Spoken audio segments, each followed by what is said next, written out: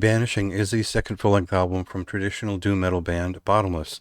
Now, when I say traditional doom metal, all I'm really meaning is we are squarely in the sort of 1979 to about 1987 mode, where a very classic style of traditional doom metal, or just doom metal, formed into a serious sound.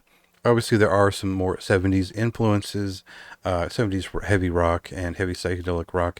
In some of the first record of this band, I believe it was self-titled.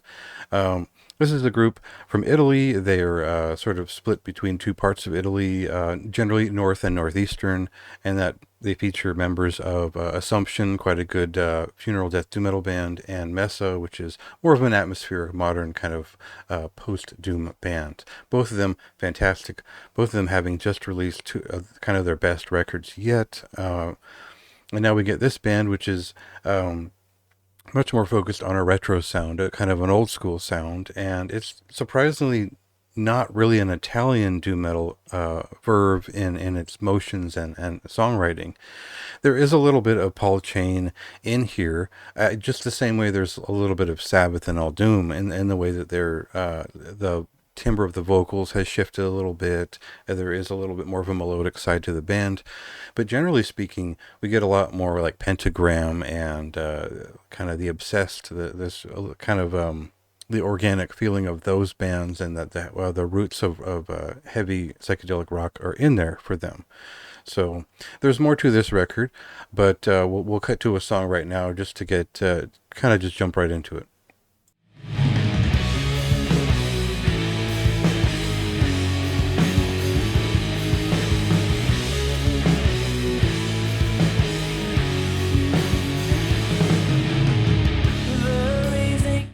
So really, the thing that got me excited about this record as it was playing was that it felt like they had been listening to a lot more epic heavy metal. And I think in an interview they mentioned Manila Road. I've been listening to a lot of Quartz lately, so I'm just kind of hearing those bits here and there. But I would even accuse this band of enjoying a bit of Candlemass too. There's a lot of those classics that are sticking in there.